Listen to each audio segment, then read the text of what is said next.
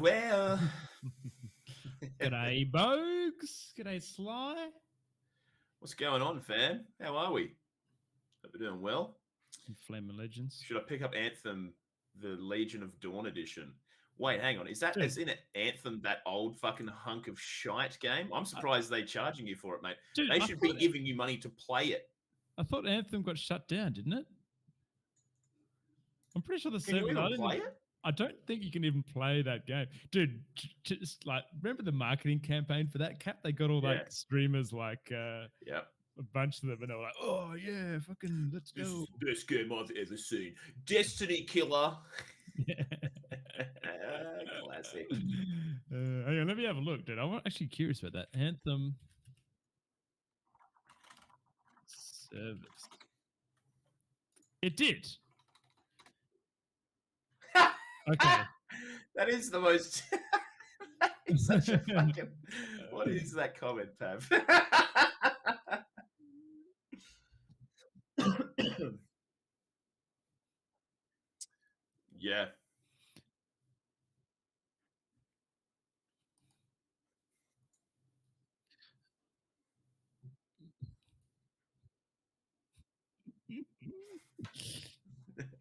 Wasn't it like real pay to winny as well? Like a lot of the shit. I don't think it was pay to win, but I think it was just like it was just shit.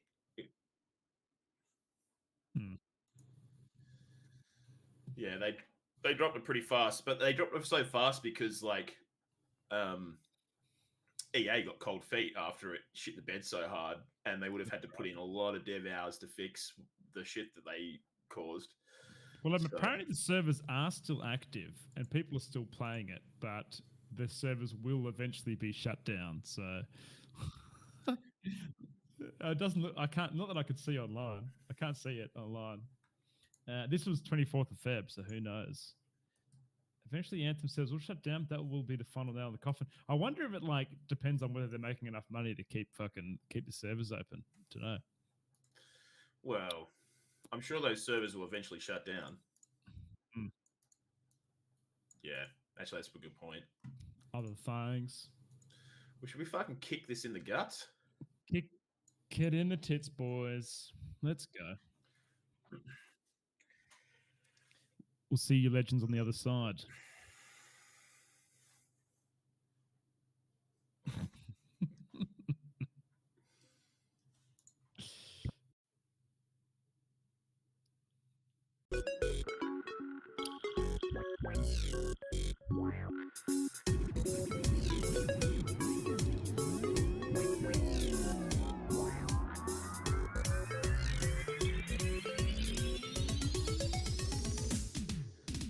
G'day and welcome to Oceanic Gaming Radio, your one-stop shop for all things gaming and or radio.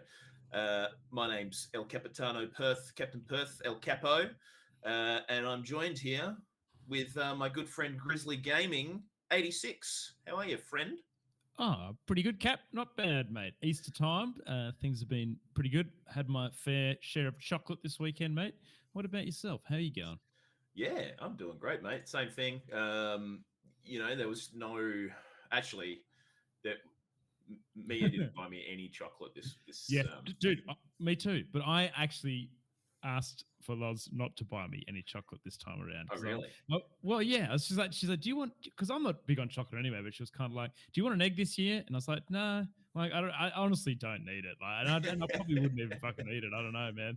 I do like a bit of chocolate. There's something about chocolate eggs that they're kind of they're different to chocolate from a bar or something. Like they just somehow I'm sure they're exactly the same chocolate, but there's something different. I don't know what it is. Mini Cadbury chocolate eggs. Oh, dude. Yeah, absolutely, so dude. Freaking good. Absolutely. Man. So good. Yeah. See, tell me about your Easter weekend, Capo. What'd you get up to, mate? What happened? We did a fair bit actually.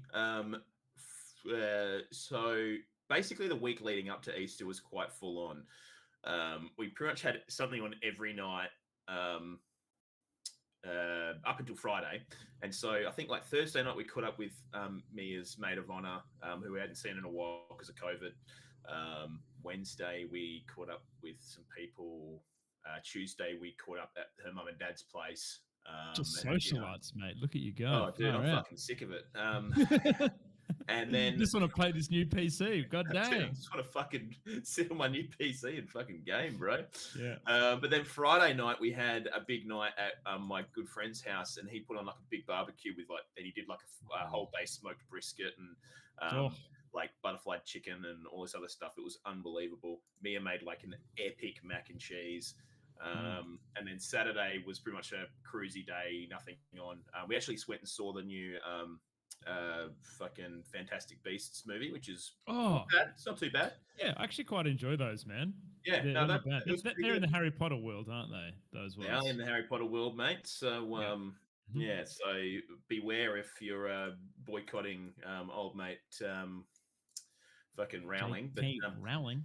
Yeah, but it was pretty good. It wasn't too bad. It wasn't the greatest movie of all time, but it was just just a bit of fun, a bit of fucking magical fun. And then Sunday we went to Mia's mum and dad's for lunch. My mum and dad came around and we had a couple of bottles of red and ate some food and then I came home and played Dota with you and ate Easter eggs. Did you have an Easter egg hunt, Cap? Did you miss out? No, on an Easter and this egg is hunt? the thing. No? Normally we do, and then Mia was like, "Fuck God you, damn. Liam. You never do it for me, so I'm not doing it for you this year as a protest." And I was like, "Well, that's fair." Dude, how sick would be an Easter hunt for adults where they hide like beers and little bottles of spirit and stuff, and like fucking protein shakes. I didn't know where you're going to go with the adult thing. I was like, "What are we hiding here, Grizz, in the bush?" So what about you, Grizz? Give me a laydown of dude, I've had weekend. a very big weekend as well. So obviously my wife works in real estate. She sells kind of in our suburbs, but every year, man, it's awesome, dude. She puts on an event. Her company put an event for the public, 2 Easter events where they basically they spend literally thousands of dollars on Easter eggs. So I think we ended up with about 40,000 eggs, and they basically hold it at a big oval, and they go and spread all the eggs out, and they have different age groups. And over the 2 events, they had over 1,000 attendees. But it's really cool, man, because the 2 particular suburbs that we're in are reasonably low socioeconomic. So there's a lot of families and stuff that come along that probably wouldn't have Easter and chocolate and Easter eggs and stuff. So it's pretty cool. But dude, every year I get dressed up as the Easter bunny, like get kitted up in this fairy suit and like just like run around and be an idiot. And yeah, kids love it, man. And it's so crazy. Like, I don't know what it is, but as soon as you get in like a suit, like whether it's a big teddy bear or whatever it is, kids are like in awe. They actually think you're something special. Yeah. So man, I got like fan mail this year. I've done it 3 years in a row, but like these little kids are writing, "I love you, Easter Bunny," and like, and "Thank you so much for my chocolate," and little drawings and things. Yeah, that like, is super cute. That is super cute. Cool, and now that you're going to the gym so much, mate, I imagine like you'd be the Easter buff bunny. Yeah, it was all hidden under the suit, mate. But dude, it's so hot, man. I can imagine. Oh, just ridiculous. Even though, like, this is probably my favorite time of year because it's not too hot, not too cold. It's like the Goldilocks temperature, you know. So, like, you'll be out in the sun and you get a nice kind of like, you get the sun on you and it feels good, and then you get the nice cool breeze coming through, and it's getting close towards, needing the heater on, but not quite there yet. It's just like, in my opinion, the perfect temperature. But I can still imagine being in a bunny suit. That would have been pretty full on. It's full on, mate. But then that night, Cap, I had a gig with the band, which was pretty cool, and it was a private gig, and they're always quite interesting. They're either hit or miss. This one, I would go with it was a miss. Like, people either rarely fucking get into it, but this was bizarre, dude. Like, I got nothing against people that like to smoke marijuana or do the odd party drug or whatever, but this was another fucking level. This is a 40th party, and they had bowls of like just drugs on the table. Dude, that is nuts. Dude, it was like out how there. How the fuck do people afford this shit? How do you have bowls of drugs?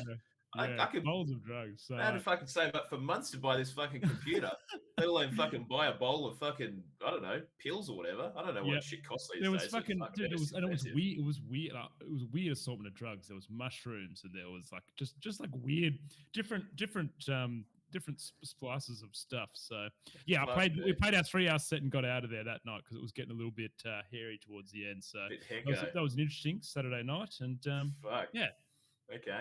What was your set like? What kind of songs were you playing? Maybe you needed to put a bit more fucking Darude Sandstorm in there.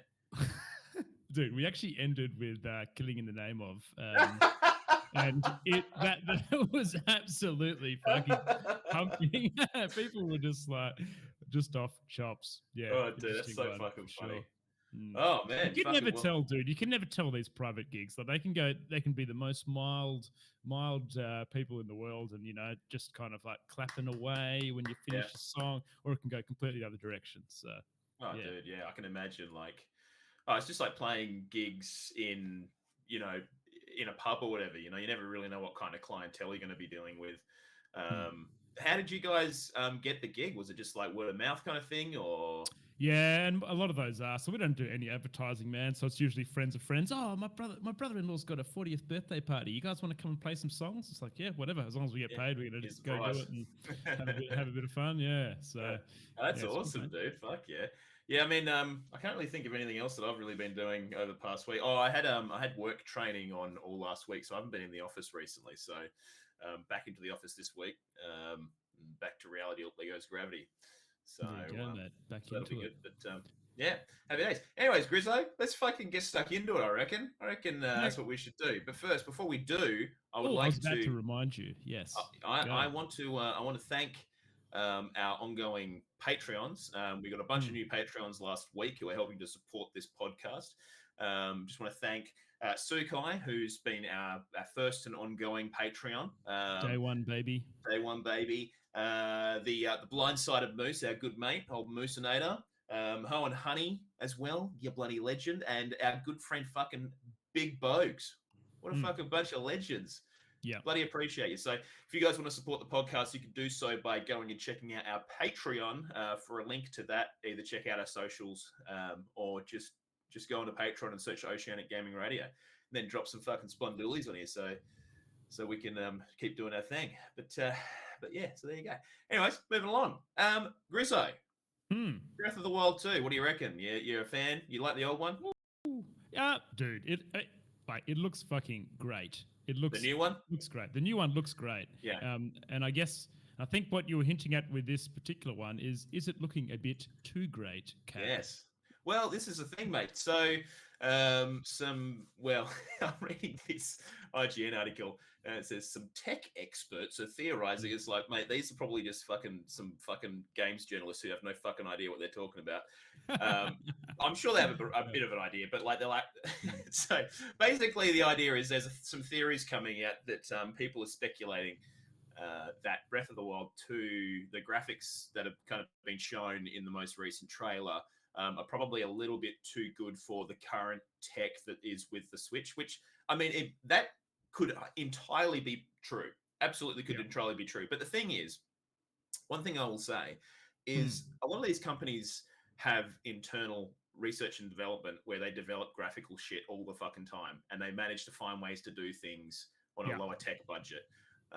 So I think ultimately for me, I don't really fucking know. But the theory and the speculation is currently that maybe this new Breath of the Wild game, which has been delayed till next year, as of a month ago or something like that, we did cover it in an earlier podcast, might be actually being developed explicitly for a new Switch console or Nintendo console. What do you think, Rizzo? What do you reckon? Just to paint the picture here, so the things that they're picking up in the particular footage and stuff we've seen is that the image quality is sharper and clearer.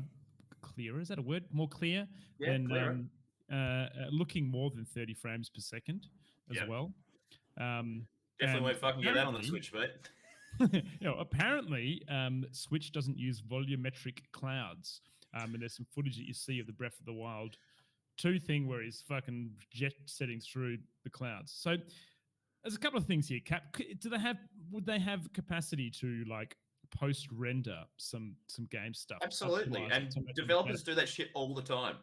Yeah. Before they release shit. I mean, they literally did that with Breath of the Wild 1. They cranked the draw distance up huge, and then like what you can see in Breath of the Wild 1 on the Switch is nowhere near what they were showing.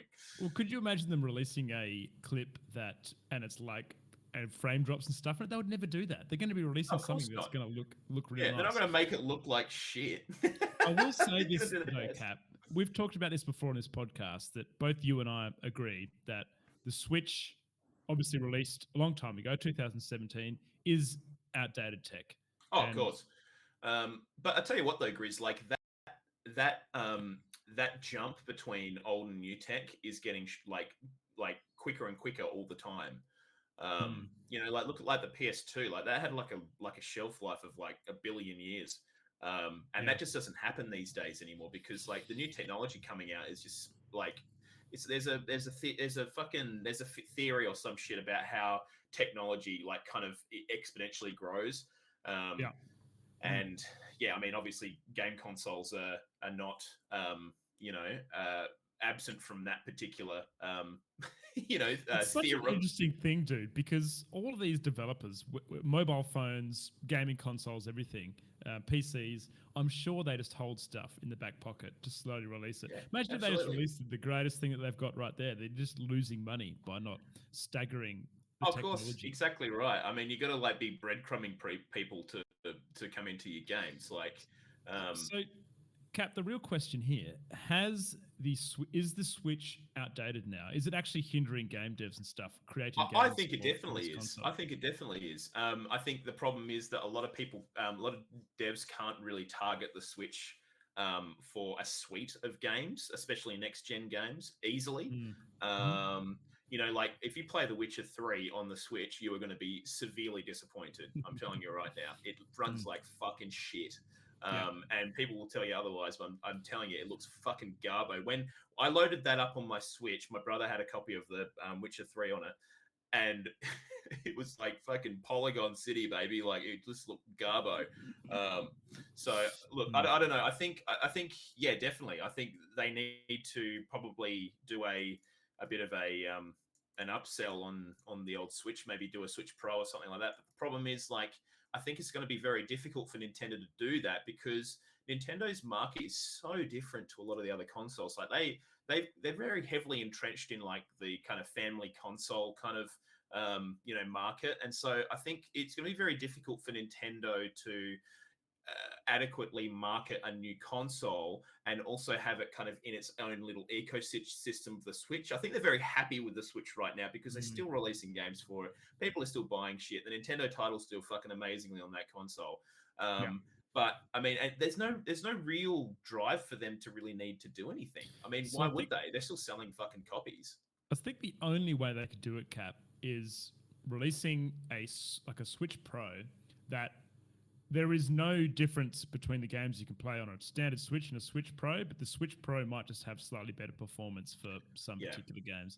That way they're not fucking themselves with having games that are just releasing on the Switch Pro and it being really separate from the success that they're leveraging off the original Switch, which I don't know, man. Like, I mean, you have a look. So, Cap, I've got a table here of the most sold consoles, and I don't know if you've seen this, but if you look at where the Switch is for its release date, it is remarkable. So the Switch is sitting at 1, 2, 3, 4, the fifth most sold console ever at 103.5 million consoles sold, released in 2017. Number one is the PlayStation 2 that was released in the year 2000 with only 40 million copies of that sold above the Switch. So, dude, it's nuts. Yeah, very, I think very popular. You know, I think like Nintendo's lucky to have kind of the best of both worlds market-wise because, you know, they could keep the Switch going for a little bit longer. I'm sure. I vaguely remember hearing one of the devs say that the Switch is about halfway through its life cycle. So, I mean, is that right, dude? Yeah. Really? So, I mean, they probably got another 4 or 5 years left of the current gen Switch. So, I mean, what do? Do they release a Switch Pro? And then in a few years' time, they release another console.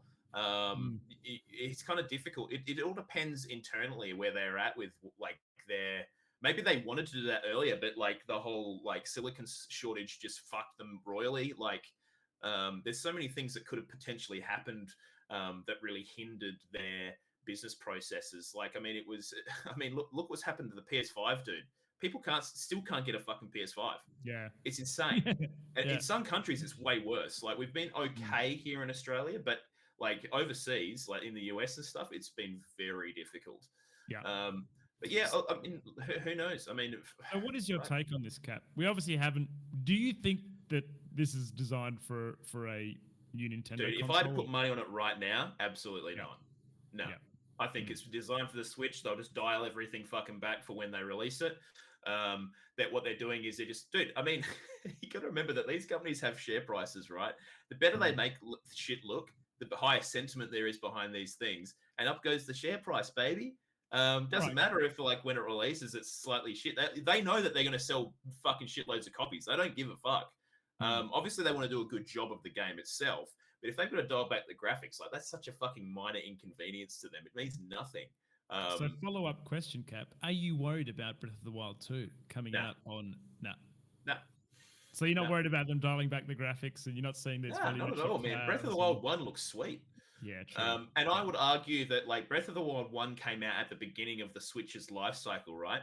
They now have 5 years worth of data and knowledge on how to develop games specifically for that console, they're going to nail it, dude. Like, it'll look great. I'll tell you what, dude. It'll look better than Breath of the Wild 1. I'll tell you that much. There's a lot to be said for game optimization as well. Absolutely. Like, you see some of these new releases coming out, and I'll just talk about Elden Ring, for example.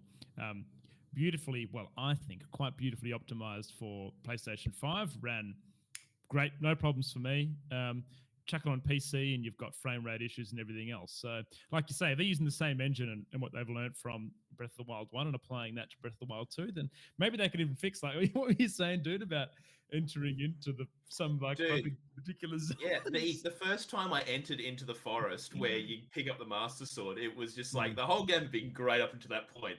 And then all of a sudden, the frame rate just was chugging, and like the video was playing. It was just like it looked like Garbo. It was like, honestly, it would have had to be like 10 frames per second in there. I think they've done some optimizations since, but God, it was shit at the time. So I'm sure there's some learnings to that kind of stuff, and maybe they patched that in post and everything else. But yeah, I mean, I'm very much with you, Cap. I think my take on this is that maybe this. I think if they were, I definitely don't think they're going to be releasing a new console. Not right now, especially after you've said that they believe they've got 5 more years in the tank for the Switch.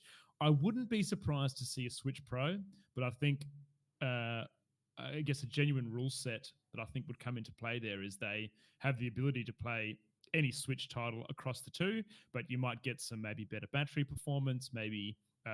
We get the OLED screen, but maybe slightly higher frame, more stable frame rates. But no, not shoehorning specific games for release on that Switch Pro console. No. It's almost similar to the way the PlayStation 4 Pro kind of was as well. Yeah, well, in that respect, that's a good point. Because I mean, one thing to remember as well, interestingly, is that Breath of the Wild 1 came out as they were transitioning consoles. So you could get Breath of the Wild on the Wii U. Really? I didn't know that. Yeah, so... Can you still get that on the Wii U or not? Is that... Well, I assume... I'm pretty sure that's correct.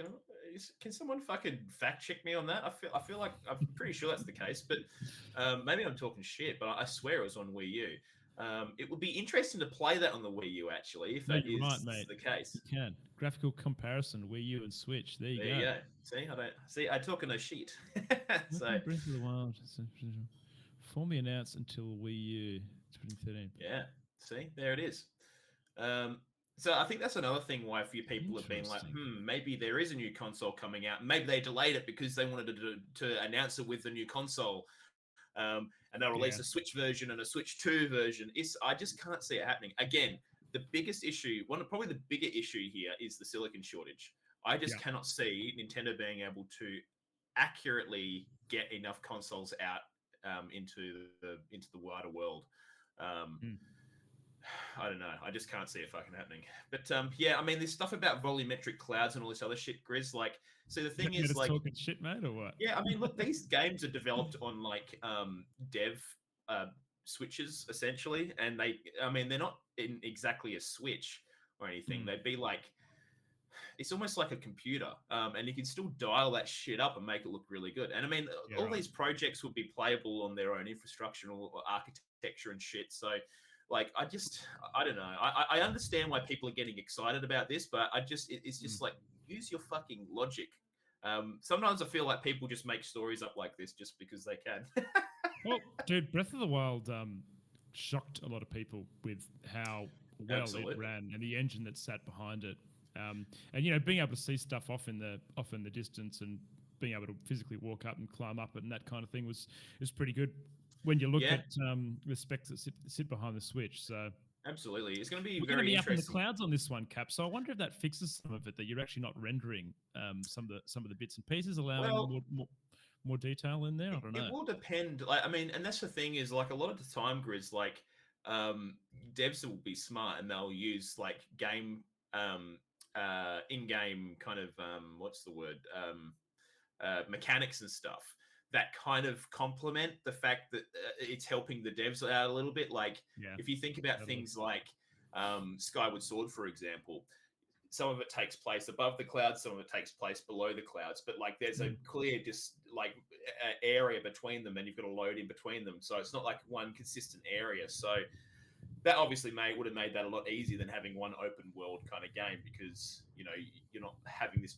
massive fucking area that you're flying around in and trying to load all that. But I mean, they're probably going to have that issue with this game. It'll be interesting to see how that verticality is kind of I don't know, expressed in this new game, and exactly how they go about you traversing it.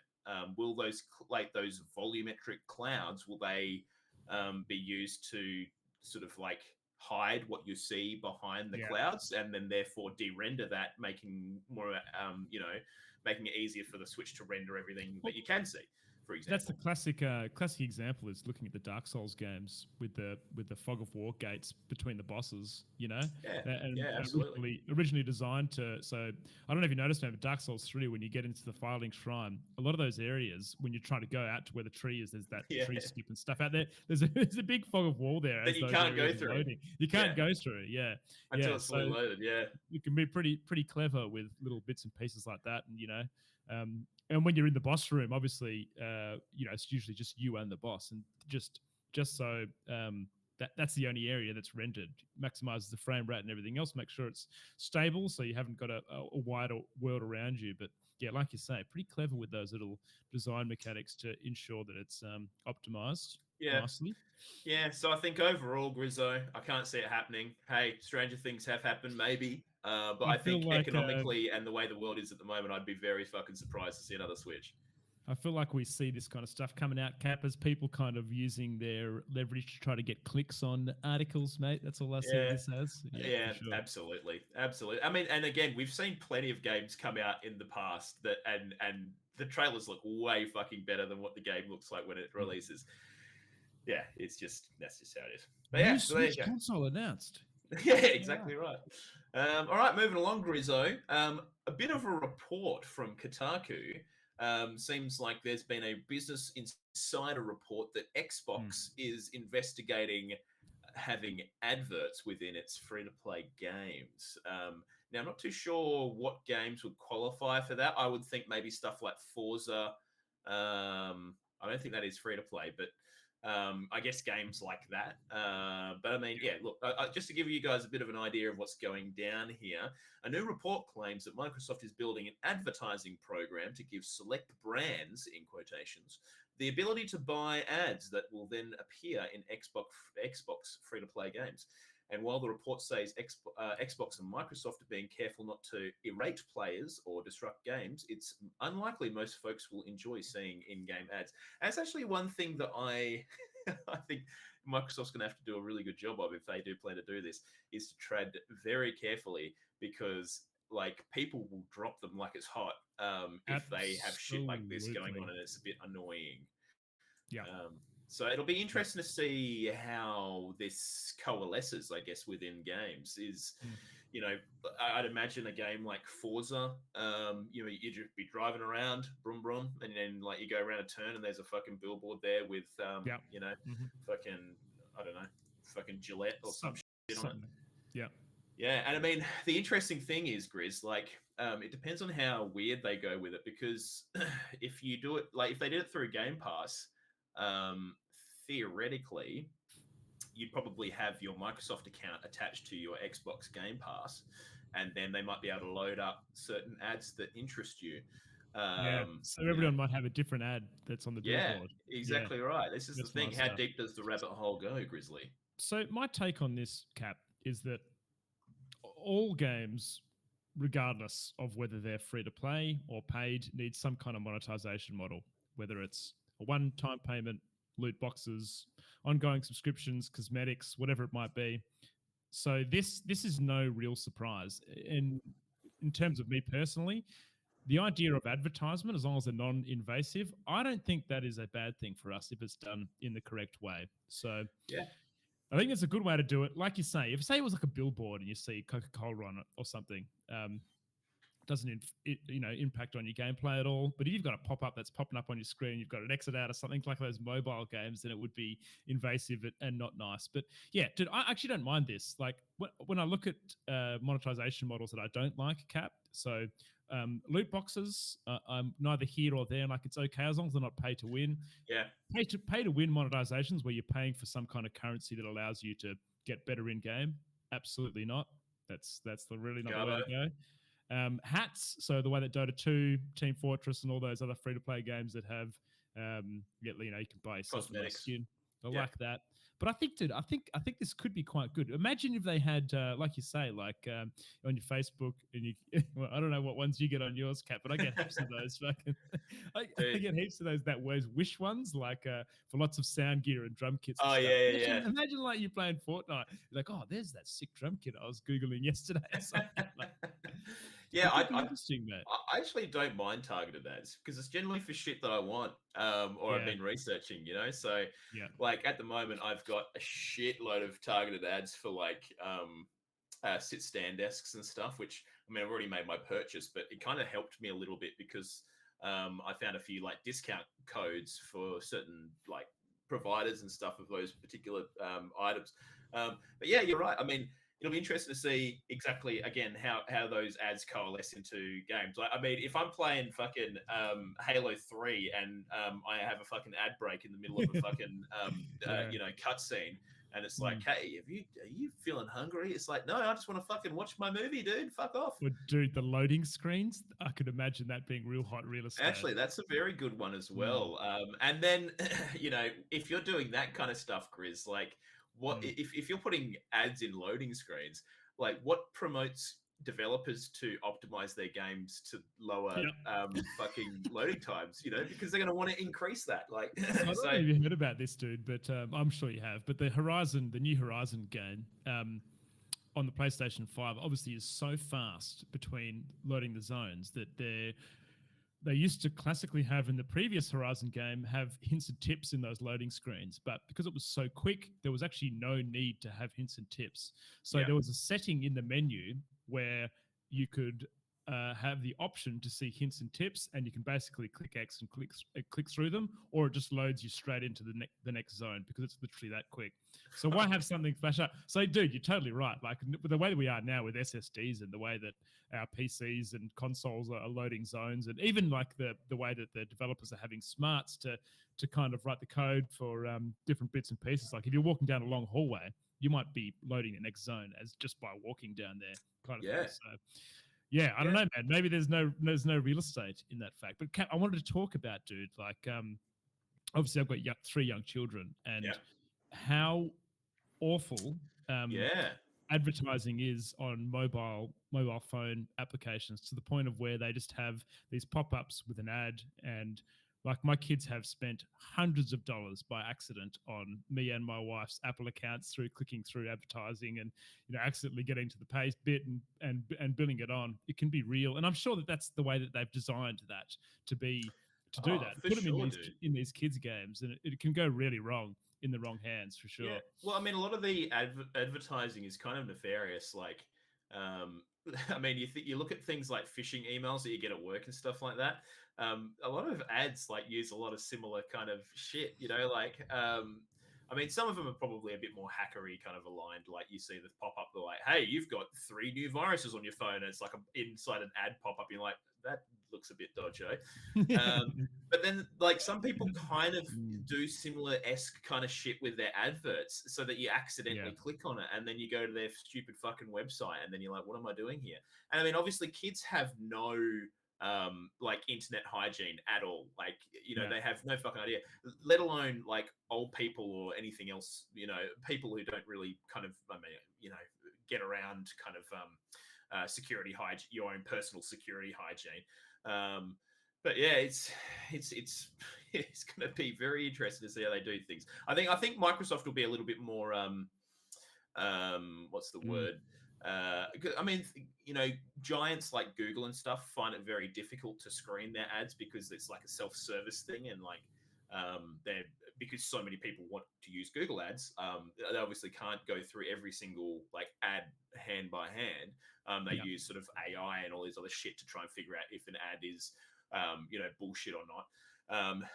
I would think Microsoft will probably, I mean, these guys literally say that they're going to be working with select brands.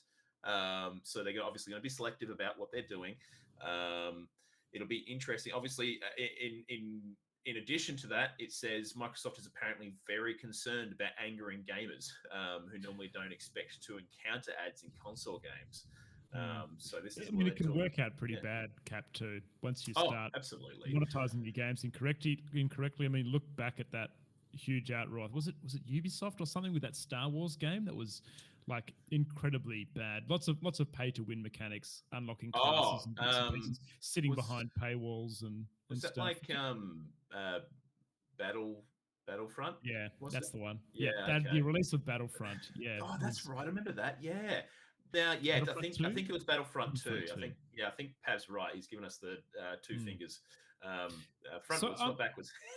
I guess I'm not worried, Cap, about the fact that Microsoft, obviously, they're going to want to be doing the right thing in terms of giving the user experience. But if this becomes the normal thing, mate, where we're starting to see advertisement in our PC games, etc., there's absolutely no reason why we're not going to see those devs down the road try to take an indie game, throwing millions of dollars at them to try to put some kind of branding throughout or something else. Maybe this is just the tip of the iceberg that we'll see in terms of this. This marketing of video games. Imagine being Hollow Knight, mate, and someone like fucking Pepsi comes up to you and goes, "Mate, I will give you $20 million to chuck a Pepsi sign in this little part of the game." And don't fucking tell me you wouldn't. Yeah. Of course you fucking would, dude. If someone came and said, like, I'll give you a couple of mil just to go and, like, chuck some shit in your game, you'd be like, fuck yeah, dude, that's what I'm doing this shit for. I'm trying to get paid. But, I mean, even think about something like Among Us, like that went, super viral. Imagine all the computer fucking screens on Among Us having, like, a little logo or something on them, like a Macca's logo or some shit. I don't know. Just fucking brainstorming here. I don't want to give Macca's too many fucking ideas here, but dude, advertising so works too, though. Imagine being of course it does, dude. Playing Among Us and seeing a Big Mac pop up on the Among Us screen. Like, you'd probably just go, and then you get an Uber Eats thing. You're like, I could fucking do that right now, and I've done that before. But there you go. All right, well, moving along, Grizzo. A bit of new content from No Man's Sky. Now, to begin, it looks like Sean Murray, who is the co-founder of Hello Games, who created and published and developed No Man's Sky, has noted that they've got another project in the works. He said, for a while now, we've been working on something pretty ambitious in the background. It's a small team, but we like it that way. He said, in addition, similar to No Man's Sky, it's the kind of project that even if we had 1,000 people working on it, it'd still seem impossible. So, look, a lot of people are sort of saying, oh, well, classic Sean Murray. I remember what happened when he announced fucking No Man's Sky, and then No Man's Sky released, and everyone shut the bed because it was nowhere near what they said it was going to be like. I will say that they have thoroughly redeemed themselves in recent years with content updates to that game. Ultimately, it says the project's still in very early development. So I would assume that means they've got a rough idea, and they've probably done some very, very basic brainstorming and maybe some very, very early art direction stuff. But he's also going on to say that they've apparently learnt their lesson on talking about games too early from No Man's Sky's pre-release period. So interesting, Grizzo. Be interesting to see what they do. I love to see this, Cap. Hey, yeah. I mean, with the history with No Man's Sky, coming out, it went from a overwhelmingly negative on release to now, I believe, an overwhelmingly positive based on the recent reviews. And I tell you what, man, like, Hello Games was a fledgling company when No Man's Sky first came out. So, again, as we talked about the Switch and, Nintendo having had a fair few years under the belt with the Switch now, and that kind of experience. Hello Games is the same, you know, like they're a company now, they've got more experience under their belt. There's every chance that whatever they create next could be very, very fucking good. I mean, it could be very shit as well, but I mean, that's the same for anyone. It's all depends on a lot of factors. They know how to support a game, and we've seen that. Yeah. I'm sure that there was a lot of lessons there for them to learn from in the early development of No Man's Sky. I'm sure that they can make the next thing. In terms of those original promises they made that sat behind No Man's Sky, Cap, I believe the majority, if not all of those, are now implemented in the current game. So the fact that in that article that you mentioned that, you know, they've learned from that initial release cycle and maybe some of the media that they brought out around that game, I think it's looking pretty good if they can learn from that and either develop what they are promising from the word go, or not be too forward in what they're releasing. I mean, one thing that's really impressive about Hello Games, Cap, is the fact that they have like continually released content for No Man's Sky. Oh, dude. For the one cost of that game, and then there is literal, when is it? 2017, man, was this game's release, and there's still.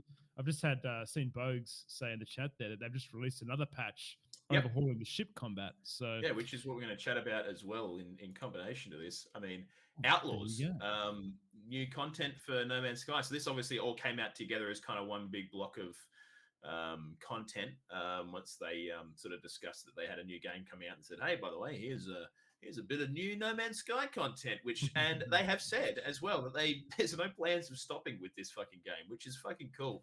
So, Cap, how are they making money from this, dude? Do they have like some kind of monetization? Ongoing sales. Also, dude, they must. I reckon they made a shitload of money off it, regardless of the fact that it shit the bed. I think they did make a lot of money from their partnership with Sony initially when it released. And I think ongoing they've managed to make a lot of money on it. I mean, obviously we have no idea what those kind of figures are, but I mean, I don't know if we can find maybe a stat of how many copies they sold, but I mean, fuck, it would have to be a fair bloody bit. But yeah, I mean, I assume.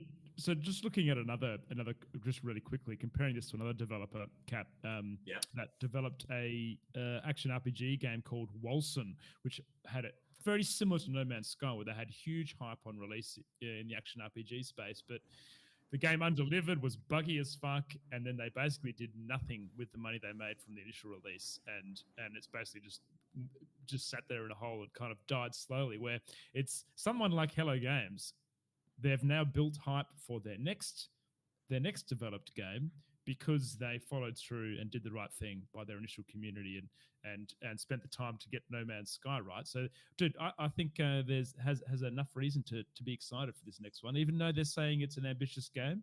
It's cool. Dude, I tell you what. So I just did a bit of research.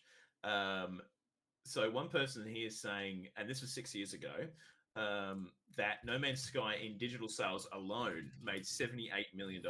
Oh my God. For a small indie development team of fuck all people, dude, of course that game's going to be fucking continued development. And I mean, that's also like the fact that, you know, they have, in a lot of people's eyes, redeemed themselves with the recent content updates. So there's going to be a lot of people who buy into that game, you know, in the last 6 years, since that comment was made.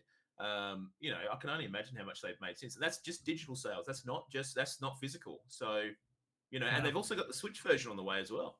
So, Cap, do you know if they're using the same dev team for this new release, or are they? Yeah. Well, they are a single dev team, I believe. So that's the studio, Hello Games, of whom Sean Murray is associated with. So, looking at this new content that's on the way, Grizz, they've stated that it adds a new pirate underworld and overhauled space combat. We love pirates, and it looks like they've added some new fucking ships or something that have like these cool fins and shit. Did we even get into space in the end when we played this game? I think we did, but we didn't go very far. We should fucking crack it again, dude. I actually reckon we should actually get in there and do a decent job of it. I reckon a couple of the dad bods might be interested. Maybe we just put it on real easy because we got clapped last time by it was kind of gabbo. I'm sure there's ways that like you can make the game more difficult for yourself, but if anyone's listening at home, they got suggestions on how we can enhance our experience, let us know. Because when we did play it recently, we played it on hard, and I'm sure easy probably would still be too easy. But it would be nice to have something in between hard and easy. But we landed on this planet that was just like, you're just constantly dying from acid or some shit. And it was just like, well, this is shit.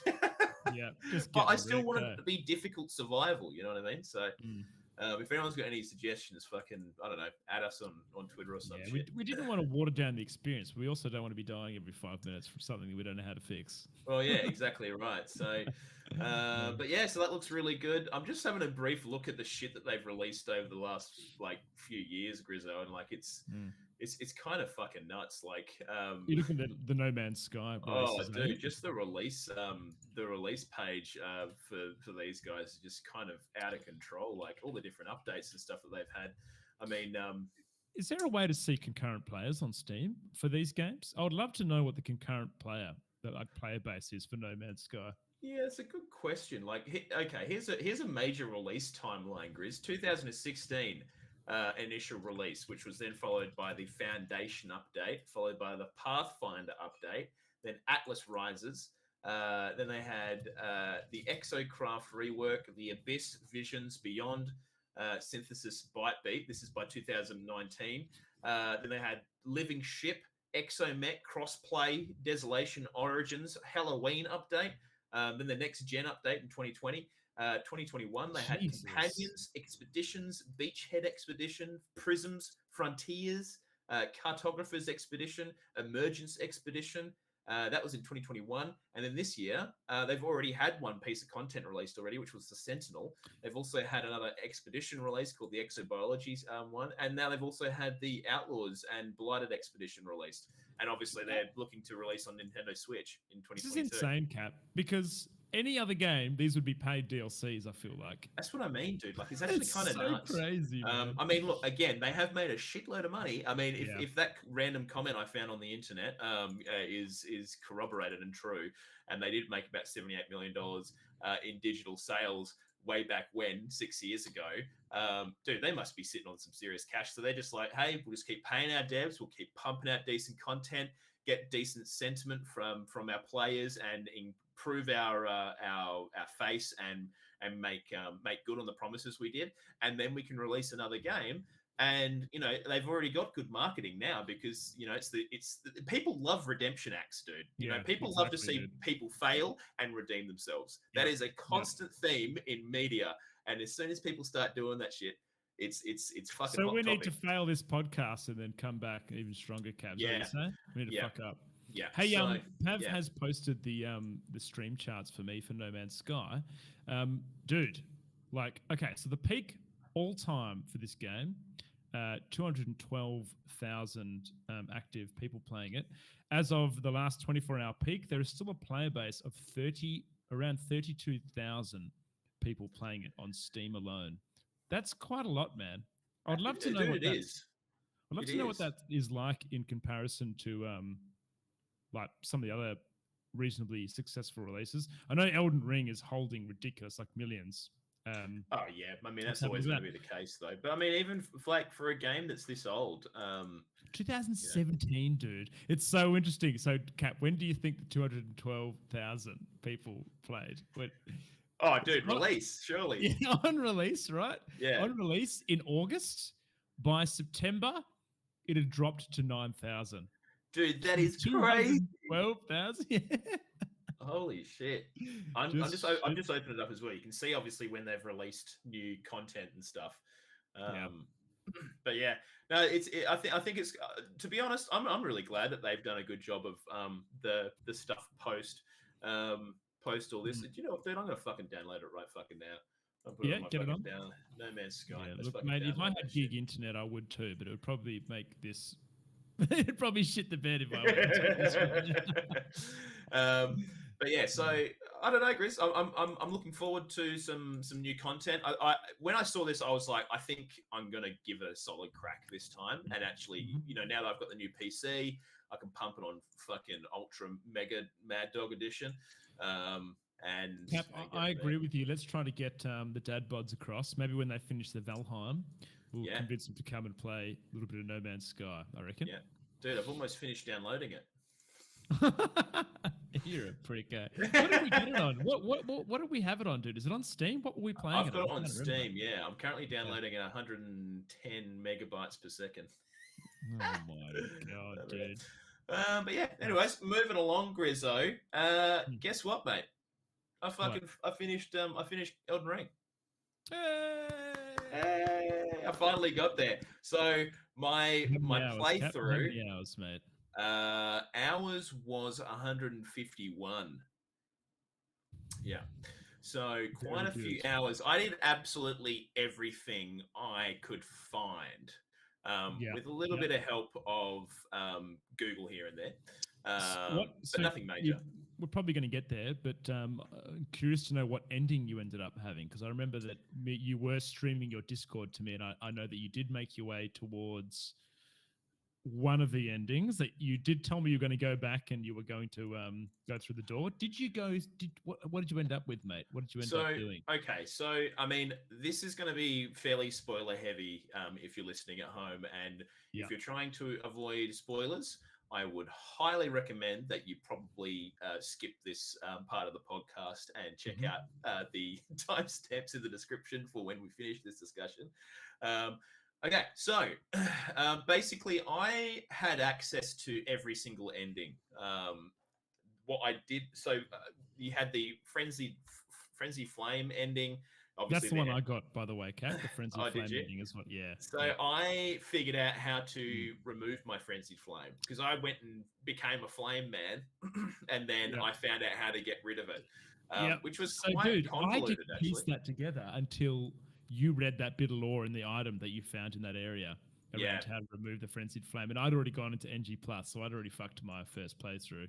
Yeah. But, well, you didn't fuck it. You just got to... I thought I went back and...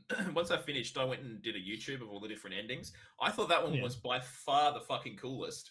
Yeah? Okay. Yeah, absolutely, dude. Like, it's pure chaos, isn't it? Oh, dude, it's just absolute chaos. And like, just like you look over the lands between and everything's on fire and just absolutely fucked. You're like, holy shit, what have I done? But I went with the Rani ending. So basically, which I think lore-wise, I'm going to say is the true ending.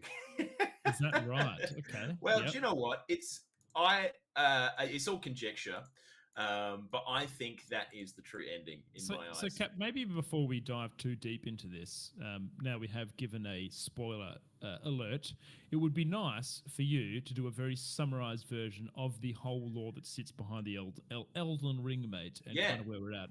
Absolutely. Basically. So I don't know, how much of the lore do you think you know, Grizz? Like, do you think you have like fuck all? Like, you don't have any idea? Fuck all, mate. No, not really. No, I mean, I will say that I actually, to my surprise, did complete quite a lot of the NPC quests. You know, I think I missed a couple. I know that I fucked up the Rogier stuff, and I don't know if you hit that correctly either. I think there's a bit more that you can do in that bit. But yeah, I got all the way through Rani's stuff and I beat those bosses and bits and pieces, but I'm really bad at piecing the world together. I don't read the item descriptions and stuff like that, so I kind of probably missed a lot of things. Yeah. Well, look, I'll kind of keep this fairly quick because like you could go into some serious fucking depths on this. But so basically the whole entire universe of the Elden Ring starts from the cosmos, right? And then there's these outer gods that are alluded to within the game, and these guys are kind of like these presences in the cosmos and the outer universe, and they kind of want in on what's going on in the lands between for some particular reason. It's not really, I don't think there's a really good reason that I've found as to why they like the lands between and what's there. I have a speculation as to what it might be. But basically, they're trying to get in. And so there's one particular outer god called the Greater Will that sends a star into the lands between. And that star essentially coalesces the Erd Tree, as far as I understand. Now, there's already things happening in the lands between. There's a bunch of like the primordial dragons already live there. The fire giants live there. It seems like the people of Carrion already lived there as well. It looks like the what are they called? The god killers. What do they call those? The apostles, godskin apostles and stuff. Yeah, godskins. Yeah, they likely already live there as well. And so what happens is, this greater will kind of fires the Elden Beast in this star, and it coalesces and hits what's called the Crucible or some shit, and probably an older tree that was already there, creates the Erd tree, creates the Elden Rune. Now, the greater will wants to assert its will on the lands, and so the greater will then appoints it's Marika as the goddess of the lands, essentially, by its own decree. So basically, Marika is of a race of people called the Newman, or a race of beings called the Newman, and she comes down into the lands between and becomes the goddess, and she goes and does all her bits and pieces. Now, what she does do is, so she starts to kind of battle it out with all these different kind of presences that are on the lands between. So she has a big battle with the fire giants because they have the crucible that can burn the Erd tree, and she doesn't want that. Neither does the greater will. And she has battles with basically everyone on the lands, and basically pulls it all into justice and fucking the Golden Order, and we are right and you're wrong. Right. Okay. And so basically what she also does is she pulls the Rune of Death out of the Elden Ring, which effectively breaks the cycle of death. And so now everyone, instead of dying, they kind of go back to the Erd tree and then revive. And that's why you can revive in the game. Is that right? But essentially, that's kind of roughly the idea of it. So what then happens after that is Marika needs someone to go and fight all her battles for her. And so along comes Godfrey. And Godfrey is just this barbarian mad dog. And he comes along and fights all her battles for her and becomes her consort. And then they have 3 children, all of them starting with R: Radahn, Rykard, and Rani. Oh, no, hang on. Sorry. No, that's wrong. No, that's Radagon.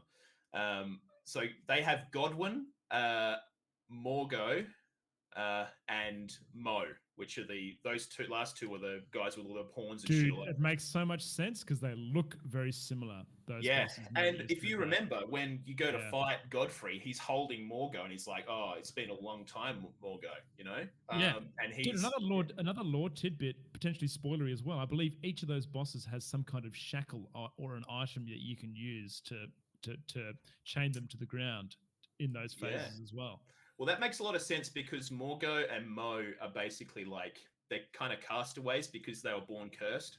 And so they shackled underground in the sewers because they were the cursed beings, and they weren't good enough for the Golden Order, and they shouldn't be above ground. Man. But yeah, so anyways, Godfrey runs around, goes and wins all these battles and whatever else. And then over time, Marika becomes kind of...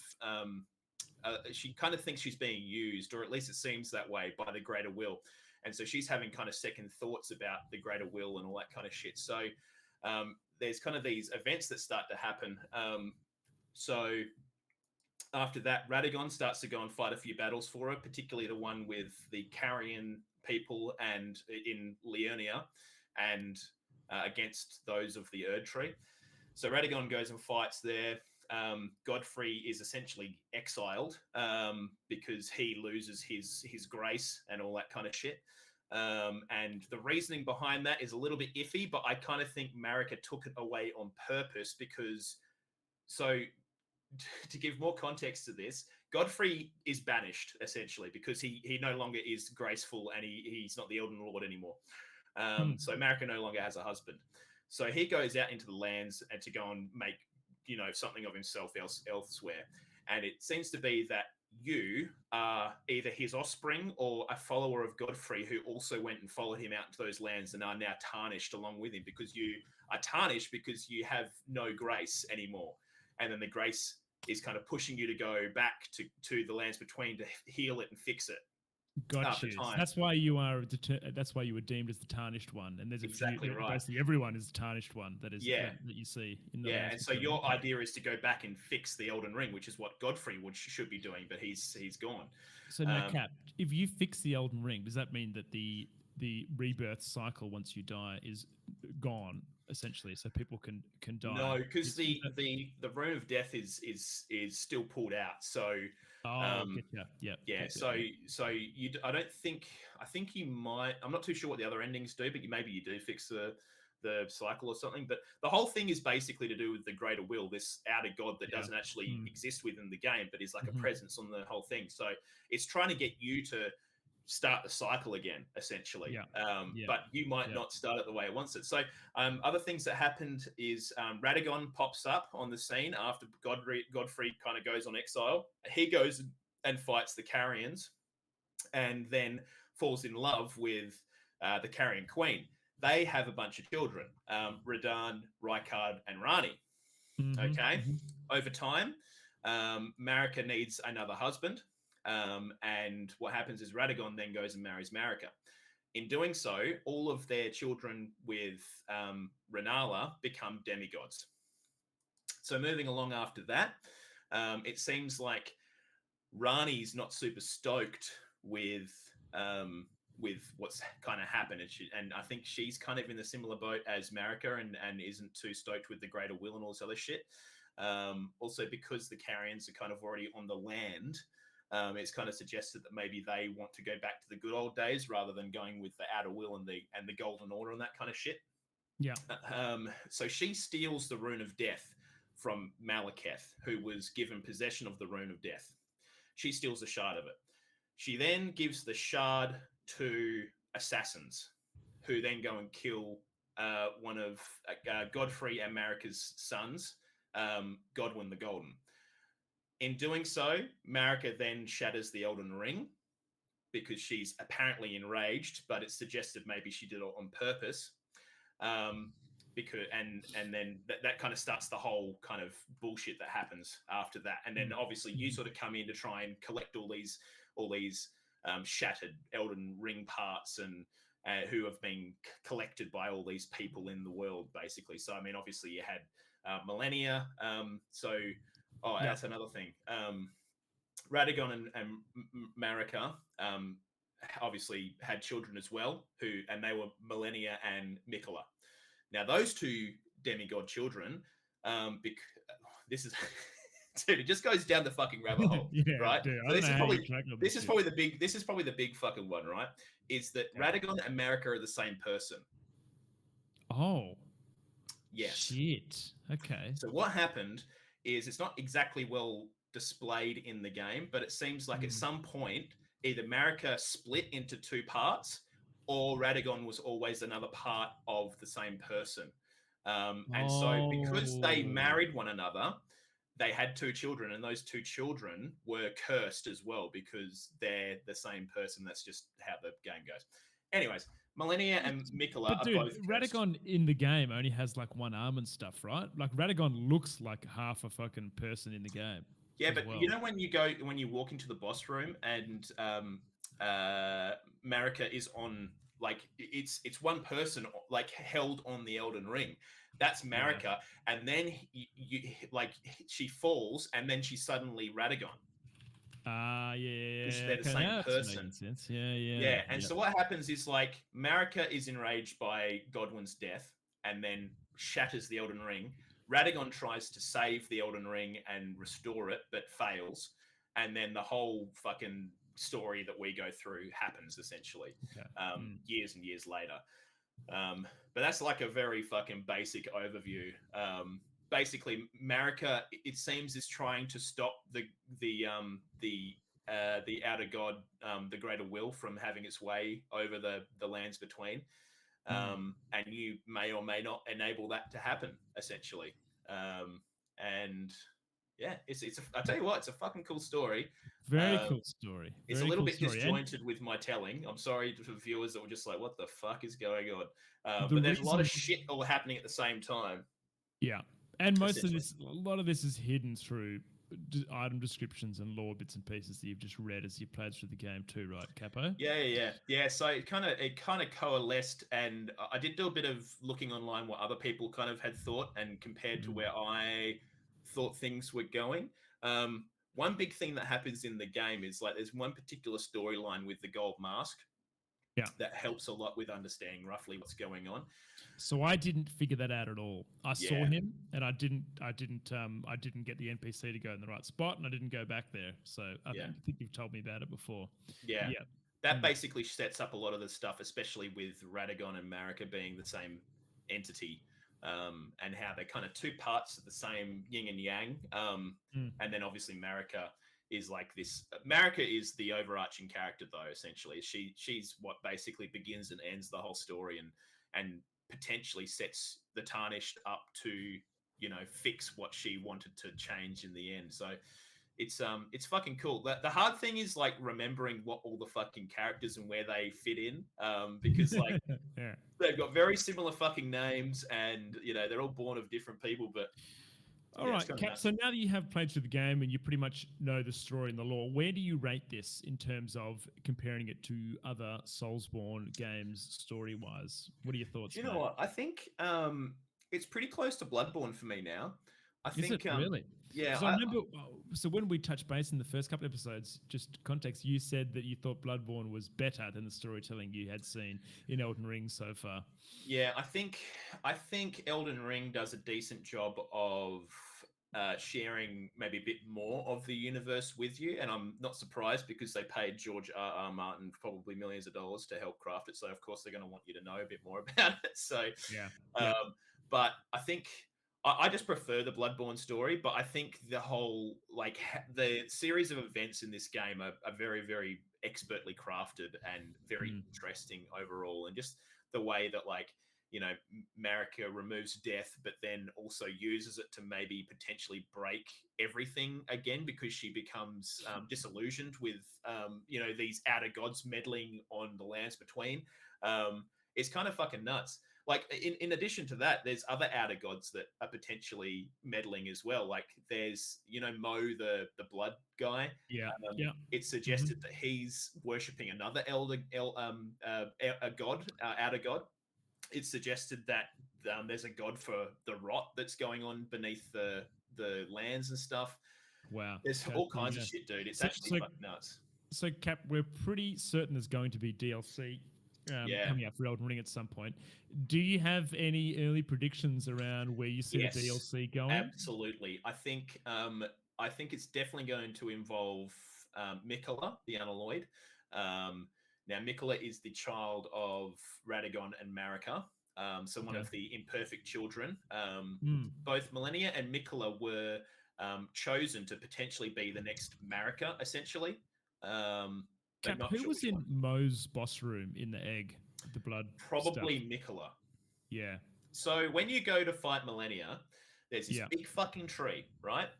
And that Halig tree was essentially built by Miquella because Miquella was cursed to be forever young. And so I believe the idea is that Miquella built the tree and then put himself into the tree to cure him of his forever youthfulness. And then the idea was that after a certain amount of time, he'd come out of the tree. And so Millennia was supposed to protect him from shit. Millennia then has to go and fight Radahn. And then in that time, it seems like Mo's come in, stolen Miquella from the tree, and then put him into the egg or some shit like that. He was already in the egg because he was kind of growing or whatever else. But there's a lot of shit. I have seen speculation that, and just casting our minds back to Bloodborne and the way that DLC was introduced. So they kind of used like existing bits and pieces that were in the Bloodborne world, and you basically go and you start a playthrough, and then when you get to that bit, you would interact with a certain part of that world, and all of a sudden you find yourself in the DLC, and it's like, well, fuck. They integrated it really well. Yeah, there's definitely ways that they could do that kind of thing here. Like there's obviously, for example, Godwin the Golden, who is the child of Marika and Godfrey, they could do a back in time thing, because there's a boss where you literally go back in time in Elden Ring. Did you get to that boss? Which boss was it? It's the big dragon lord in the bottom of... Yeah. Is that Rani's quest line? Is that the one you're talking about? Oh, no, dude, I saw it. Oh, yeah, I missed that big fucking dragon. Yeah. You got to lie down somewhere, don't you? Or you go to the very bottom of the Farum Azula, and then you lie in a grave, and then basically all of the the broken world around you starts to restore itself, and then you're suddenly in this thing. And dude, that dragon was an Elden Lord at one time. That like he held the rune for the area, but so like that was one of he led the dragons who Marika had fought a war against, essentially. Dang. It's all it's fucking crazy. I didn't get that. I didn't find that, but I saw it somewhere on Twitter or something. Someone going, and I was like, "No, sorry, I'm gonna." And I actually want to add my little 2 cents here while we're talking about Elden Ring. Cap is I am not satisfied with the NG Plus cycle. Yeah, I think a lot of people are in the same boat, dude. I think they haven't done I think also it's not. It doesn't scale well. Either. It doesn't scale well, but it's also not rewarding to do anything other than just going through the main story, because there's no new trinkets or plus items, so there's no reason why you should go into a tomb you've been into last time or fight a certain boss. And which is a shame, but I think I'm kind of looking forward to another playthrough, not for a while, I think, but probably just start from the beginning again. I don't think I'll do an NG game. It'll be interesting to see how they implement any DLC. I don't know. It'll be very interesting. I've still got my PS5 save, so I can always go back and play it on there. But I probably will buy a PC copy eventually. And I reckon I might do the same. Yeah, do some online stuff. Yeah, I think that'd be a bit of fun. But yeah, honestly, I loved Elden Ring. I'm sad it's over, but I'm also glad it's over, because 150 hours is no fucking joke. So I reckon that's a pretty good lead into the OGR Twitter poll of the week, Capo. What do you reckon? Absolutely. So we asked viewers at home. Actually, hang on. We got a couple of things I wanted to go through really quickly before we do the thing. Go for it, mate. First thing, Grizzo. There was a data miner uncovered some deleted NPC quests in, a particular quest in Elden Ring. Now, I'll do a brief overview of what it is. Essentially, you were supposed to meet a guy who was like a monk, and he taught you about how to brew essentially what's alcohol. And the idea was that you would get NPCs drunk to get extra information out of them. Wow. And that got removed. And it got removed. No. So, which is quite interesting. So maybe we might see a part of that come back in the next DLC, potentially. That would be pretty cool. It looks like there was non-combative sleeping animals hidden all over the world, which apparently you could pull dream mist off of to make this liquor. But yeah, apparently you could collect dreams from things and do all sort of kind of cool shit. So I don't know. It'd be interesting to see if that comes back in.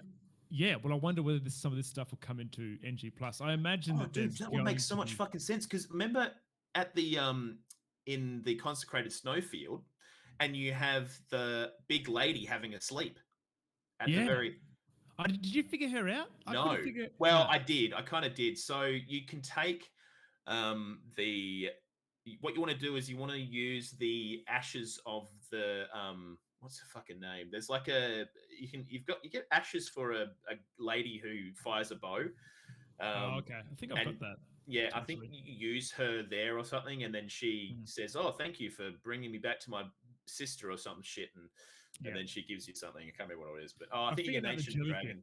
But I didn't figure out what to do. All right, one quick one, Kat, and I'll be curious to know whether you figured this out, because I didn't. But you remember how I was telling you there's an NPC that says nothing, and then I went back to him and I gave him a suit of armor, and all of a sudden he just disappeared? Yes, I know the one. Did you figure that out? Where does it go from? What happens from there? So the idea with him is he was the brother of D, the Death Hunter, or whatever his name was, and he had that cool armor where it was like holding himself. So it's his twin. Shit. And there's an allusion to him being in the game. If someone tells you, I think Rogier tells you that D has a twin, and that's his twin.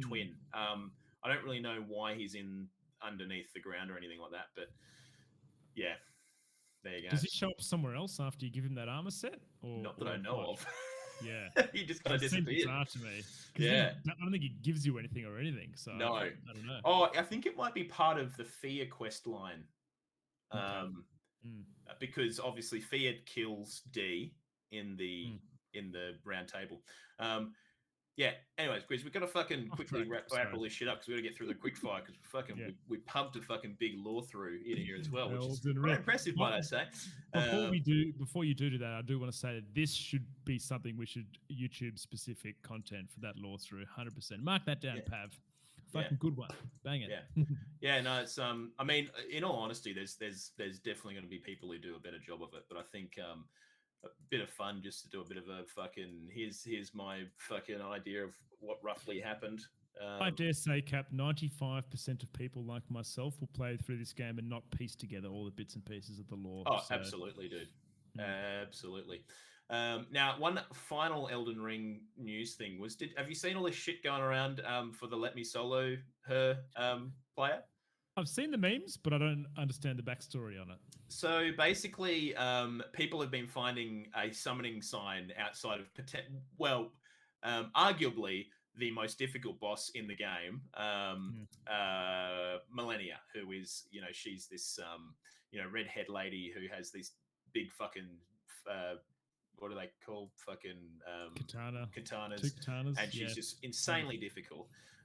So this guy with a jar in his head and fully naked and just two katanas has called himself Let Me Solo Her and just puts his sign out the front of the boss room and just helps people fight Millennia, and has apparently helped hundreds of people fucking defeat Millennia, and it's become a fucking dude. There is so much artwork. People have done 3D models of this guy. There's like comic fucking shit that people have done. Like, it's just people are going crazy for it. It's actually hilarious. That is sick, dude. So if you're listening at home and you want to have a bit of a laugh, just go and type in "Let Me Solo Her Elden Ring" and go and have a look at all the shit that people have created. Like, yeah, there's quite a significant amount of. I love that stuff for the game, man. That's so cool. There's a lot of little hidden memes in the Souls community. Oh, absolutely, through stuff like that. Absolutely. And that's how these communities flourish is those kinds of memes. But yeah, so there you go. Anyways, Grizzly, we did do a what do you call it? A poll earlier on in the week. Weekly Twitter poll, baby. That kind of went along with the fact that old Clappo had finished his my playthrough finally. I wanted to kind of get an idea of roughly how many hours people have put into the game so far. So the poll was how many hours have you put into Elden Ring so far? And let us know in the comments if you finished up or you're still planning on picking it up.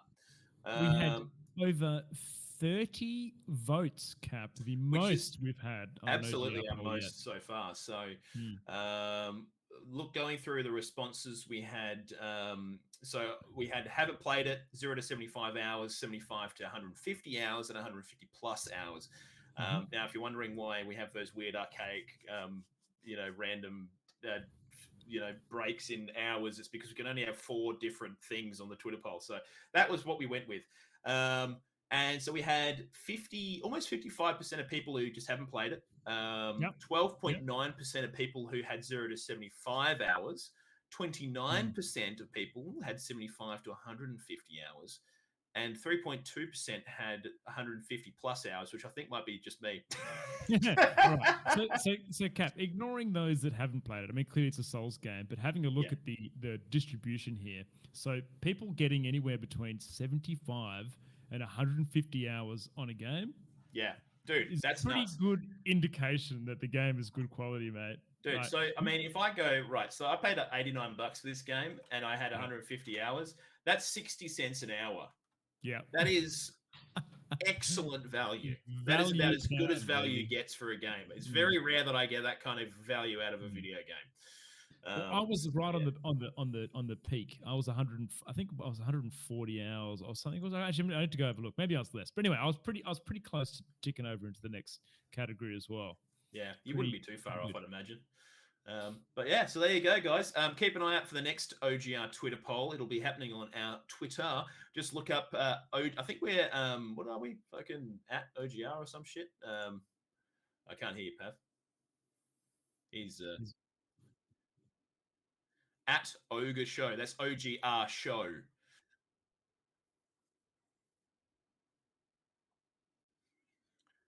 Yeah. There you go. Yeah. So we have a weekly poll, maybe, and we also discuss the comments as well. So if you want to get in that action. Yep, absolutely. So get around it.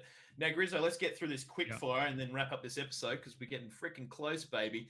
Now, first cab off the rank, mate. Activision Blizzard's new diversity chief wants to expand diversity in the office and in games. Kristen Hines will join Activision Blizzard from April 25th and has already set her sights on increasing the number of women and non-binary employees by 50%, saying, "I'm excited to join a company that is prioritizing its commitment to diversity, equity, and inclusion and making progress on the ambitious goals it has set for itself." Yeah, which is great. Absolutely. I think it's great. I think there's actually no reason why this already shouldn't be happening here. So it's good to see that it is happening. It's something that's, and I don't know if you've seen it, I'm sure you do, but it's reasonably standardized across, obviously the gender pay gap and other bits and pieces that we seem to be slowly getting a bit better at and addressing. So I think this is... Yeah, I mean, we've got a long way to go, but it's good to see things like this being implemented and people like Kristen getting in there and hopefully making a change for the better. So bloody good on her.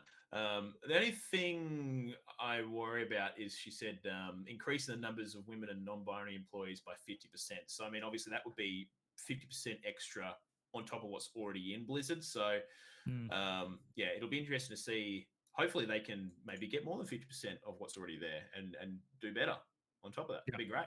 That'd be cool. So anyways, watch this space. More cool shit happening at Blizzard with people actually being nice human beings, which is not what they've been known for recently. It's nice to see a job title such as Chief of Diversity, Equity, and Inclusion Officer in something like this. You've actually got someone that's in control and making good decisions for a company based on those. So that's cool. I mean, they need it. They really need it. Yeah. Oh, absolutely, mate. And I'm sure some of this is trying to apply a Band-Aid to a massive, big, gaping wound cap, potentially. Absolutely, dude. Well, I mean, do you know what? I think for me, the big issue is I would argue that people have already forgotten about it, unfortunately. When it first all happened, people were, rabid dogs, like, fuck Blizzard. Like, I can't believe this is happening. I mean, dude, no one gives a shit anymore, but at least it seems like that. I mean, no one's really tweeting or anything about it. We're not getting an awful lot of coverage on what's been happening with the recent stuff with, what was it? I think it was the Union win that they had recently. I don't know. I just think it's people, unfortunately, media sensationalizes things and then they don't really follow it up with any meaningful content following that. So, look, it's nice that someone fucking posted an article about this, and I hope that we can continue to applaud the people at Blizzard who are trying to make a difference and a good difference. Anyways, that's the end of my rant. So, moving along, Grizzly. So Kojima, creator of Metal Gear Solid, for those at home who didn't know, clarifies that his studio isn't being acquired by Sony. Now, Grizz, what happened earlier in the week was someone, I think it might have actually been Hideo Kojima, posted a tweet of, it was basically like PlayStation Studios, and then it had all the different titles that had come out of PlayStation Studios recently. And so a lot of the mainline games like God of War, Ghost of Tsushima, Horizon, a few third-party developers, but under the banner with an icon over the top of them all, saying PlayStation Studios. Now, a lot of people got all fucking giddy and hyped, and like this is obviously Hideo Kojima announcing that Kojima Productions has been bought by Sony, which he then went on to say, no, it hasn't. I'm sorry. We are, what did he say? I'm sorry for the misunderstanding, but Kojima Productions has been and will continue to be an independent studio. Did you learn that lesson, hey, Cap? I believe you might have lost a bit of, like with the whole Metal Gear Solid stuff originally, which is obviously is that Sony exclusive? I believe there was some kind of for the most part, I think the Metal Gear Solid games are exclusive. Yeah, so he's made it. I think he's made it pretty clear that he doesn't want Kojima Productions to be acquired by a large name. Yeah, so Kojima Productions currently only have one game under their belt, and that is Death Stranding. There you go. That's got the Norman Reedus with the fetus. That's that game. Walking Simulator 2000 or whatever. But I mean, obviously, there's been some recent speculation that maybe Sony might have potentially acquired the rights to Metal Gear Solid, which Kojima doesn't own. Konami owns, and Konami turned out to be a gigantic fuckwits kind of propagation studio that just do gotcha games and gambling shit and just kind of gross. But yeah, so there you go. So Kojima is going to remain independent, which is fine. That's no worries with that. So that's all good. Moving along, Cyberpunk 2077's first expansion is apparently coming out in 2023, Grizzo. So I think people are expecting to be out a bit sooner than that. Seems like maybe... okay. Yeah, I'm actually very surprised because, I mean, obviously the game came out, last year or something? And they still don't have DLC for it because they just been trying to clean up the mess they made. I would love to see the player numbers on that game. I'd love to see the daily. I think it would be a bit of a yikes. Absolutely, I think perhaps going to get onto that, but we'll have a bit of a look. But yes, they recently had a financial call, which basically outlined their plans for production in 2022. So they basically have development work happening on the next Cyberpunk expansion, development work happening on the next Witcher game based on the Unreal 5 engine, further support for Cyberpunk 2077, development work on the next gen version of the Witcher 3 Wild Hunt. So that was another thing that came out of this, is that has now been delayed. They expected that the next gen copies of Witcher 3 would be out earlier, potentially end of this year, but it's probably going to be next year by the sounds of things. So they must have done a heap of work on that game already then in I'd imagine so. Yeah. That's so cool. So that's for Witcher 3, the old game.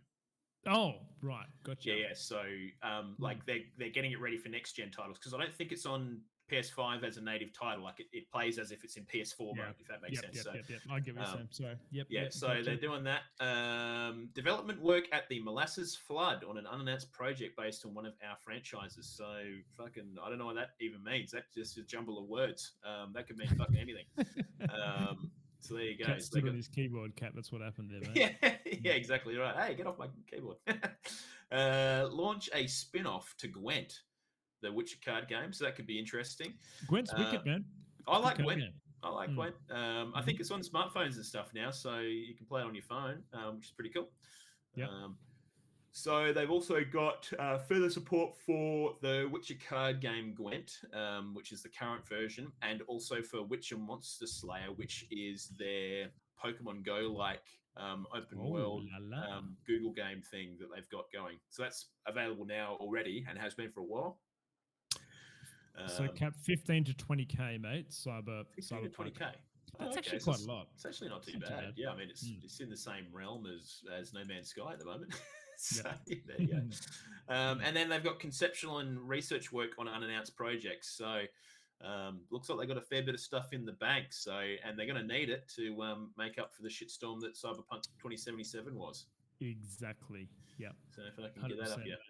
All right, moving along, Grizzo. Bandai Namco appears to be remastering a 3D action game for Nintendo. What game is it? Well, they haven't said. All they've done is they had a job description out in the wild saying that as a visual artist for a 3D action game project on a Nintendo contract, you'll be required to perform HD remastering of the 3D background. Okay, so we talked about how prevalent remakes are in this day and age. Do you have any sneaking suspicions what this Nintendo game may be? Chrono Trigger, go. Dude, do you know what? That would be fucking sick. I don't really know. Hey, remastering of 3D backgrounds suggests that maybe it is a 3D title, also 3D action game. Fuck, dude, it could be anything. It literally could be anything. A Nintendo 3D action game. I guess what would you think? It'd probably be on 64 or one of those older consoles, maybe. I don't know. Oh, well, it could be a 3DS title even. They've just removed support for the 3DS. The 3DS and Wii U or whatever stores, so you can't buy games off them soon or at the moment from now on.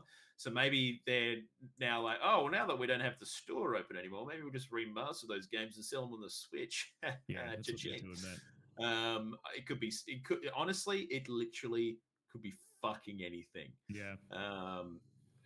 This is saying, mate. If it's Banjo-Kazooie, I'll be real excited. Well, actually, that could be maybe. Yeah. I mean, a Banjo-Kazooie remake. I wonder how that works in a world where Microsoft now owns the rights to Banjo-Kazooie. Yeah. Don't know. Who fucking knows? Who fucking knows? But yeah, so there you go. We'll find out soon. Now, moving along, Grizz, Dark Souls released a RPG rulebook, which is like for tabletop RPG gaming, like Dungeons and Dragons. Hang on, Cap. This is separate to the board game, Dark Souls board game that was crowdfunded. This is like a rule set, a Dungeons and Dragons rule set that is Dark Souls flavored. Now, I saw something on Critical Role where they did a one-shot using D&D rule set. You could use your flask and stuff. That I wonder if that... What, for Dark Souls? Yeah, no, sorry. It was actually an Elden Ring. It was an Elden Ring one-shot. I don't know whether they used... They probably made their own rules up for that, I'd say. Maybe. This is apparently an official role-playing guide. Right. It looks like it's been done by Steamforged Games. And it is apparently fucked. Really? Fans criticized the book for typos, rules mistakes, and apparent oversights in adapting the video game. Just to give you an idea, the highest possible starting strength for a knight character is 15 using the brute origin, one fewer than the 16 points required to equip the knight armor for which the class is supposed to come with. Oh my lord! Okay, that's going to be a typo. So that's a bit fucking garbo.com. Well, who knows? So they've got a thing called dropping to 0 position. When you drop to 0 position, you are dead, killed. It's over until you wake up at the bonfire a little while later. They've then got a kit in here that says kit is a leather pouch containing bandages, salves, blah blah blah blah. The kit has 10 uses. Can expect one of the kit to stabilize the creature that has 0 position without needing to make a wisdom check. So basically completely undoing like the fact that death is an idea in this game, which makes no sense even in the Dark Souls world and universe. On top of that, they've got another one. The fall control spell becomes more difficult to successfully cast at higher levels as it requires a dexterity saving throw against this character's own spell DC, which makes no fucking sense. What? Basically, just for some reason, you have this spell that gets harder and harder to cast. The Crystal Soul Spear sorcery appears to use the text for the combustion pyromancy. Dude, so it sounds like they lacked QA here, mate. Big Absolutely. It looks like it's really bad. Just rushed out the door, mate, you know? Yeah, I'd say so. And it looks like it was done by, I guess it was done by Steamforged Games. And they're the guys who do the board games. So I'm surprised that they fucked it up so bad. Interesting, mate. Yeah, right. But yeah, so there you go. And moving on to our final quickfire round, Grizzo, before we finish up this podcast, is that Vicarious Visions, the guys who created the Tony Hawk remake and Crash Bandicoot Insane Trilogy, all that kind of shit, all those remakes, they have formally now completely merged with Blizzard. Wowzers. Yeah. So we're going to see a bunch more remakes coming out from them and under the Blizzard banner? Is that what's going to happen? I would say so, dude. I'm pretty sure these guys had a lot to do with the Diablo 2 remake as well, from memory. So does this mean Microsoft just get access to this as well? Yeah, absolutely. I mean, Microsoft owns Blizzard, so... the Tony Hawk 1 and 2 studio is now known as Blizzard Albany. Okay, well, maybe they're going down south, mate, near your neck of the woods, mate. Hey, yeah, very good. Give us a job, will you? But yeah, so there you go. Pretty interesting, but more on this later, I guess, to see what they do in the future. I like it. Yep, sounds good. Not too sure if they've announced what they've been working on recently, but I would assume like they just are the remaster kings essentially. So I guess Diablo remastering 1, please, sir, make Diablo 1. Do it. Yeah, maybe they will. Man, there's all kinds of shit they could be doing, but yeah, so that's the quick fire round, Grizzo, and that rounds out the podcast. An hour, 30 minutes. So that's our usual our usual how you going. But big Elden Ring lore through, man. I love that. That was good. Yeah, that was. I hope it wasn't too convoluted. It's kind of hard to like really be like, this is where it all begins, this is where it all ends. It's kind of like there's a lot of shit in the middle that kind of the lines have been blurred, especially around the part where Radagon and shit comes on the scene. Just like, fuck, what is going on? But yeah, those at home, thank you so much for listening. Those in the Twitch chat, appreciate you as well. Thank you so much for supporting this podcast. If you would like to support it further, you can continue to watch us. We'd appreciate it, guys. Fucking just tell a friend about this podcast. Literally just be like, hey, check out this new podcast I've been listening to. If we can all of you guys get one person to give us a bloody listen, we might, get an extra couple of blokes in here fucking saying, hey, how you going? So yeah, go and tell your friends about us. Share the podcast around. We'd appreciate it. If you'd like to help us financially, you can jump on the Patreon train. We've got a bunch of wonderful people helping to support this podcast currently. And if you would like to join the ranks, please feel free to do so in the Patreon. That's patreon.com/OGR show. If you'd like to, you can also follow us on all of our social medias, our Twitters, our Facebooks. Just do the same thing. Go and look up Oceanic Gaming Radio on Facebook or Twitter. Or go and check out the description below this podcast or in the stream, and you'll see all of our bits and pieces linked in there. As always, we bloody appreciate you supporting us. And yeah, Chris, you got anything else to say, mate? All good from me. Would love you guys to reach out via any of our socials and talk to us. Always love a bit of banter. Gives us something to talk about. But that's all from me. Anything from you, Pav?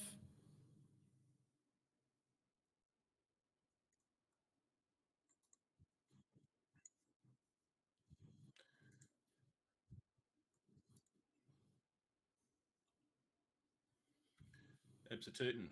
Fruitin'. Yeah, thanks, mate. You too. Beautiful. Yeah, I think that pretty much covers everything. I had one more thing I wanted to say, and it's actually just left my brain. So that's fine. But look, thanks so much for being here. Appreciate you. We'll see you again next week. We'll be back to our usual time of 7 p.m. AWST, recording live on Monday nights on Twitch TV /Oceanic Gaming Radio. Otherwise, you can find us on all your favorite podcasting platforms. And again, go and tell your fucking friends about us. Share this podcast with one of your mates. Just one. It's a challenge. Do it. That's a challenge. But we appreciate it. But yeah, we'll see you next time. Appreciate you. And yeah. See you next time. Yo.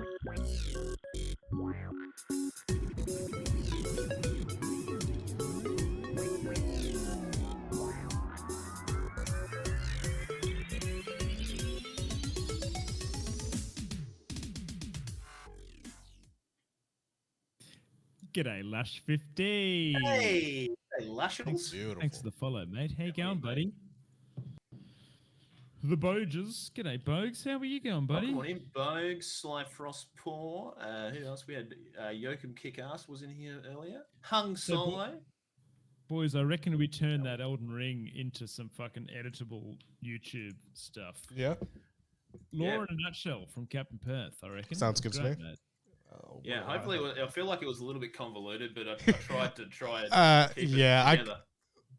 For someone who had zero Elden Ring understanding, was a bit hard to follow. But yeah, I'm sure people. I had absolutely no idea what was happening. But I'm sure anyone that's played would have been able to follow perfect. There you go. That was good fun. It's good. Yeah. Hey, thanks for jumping in, Lushles. Glad you've caught the recording, mate. You bloody legend. But yeah, we obviously started a little bit earlier than usual, so we're missing a few of our usual legends.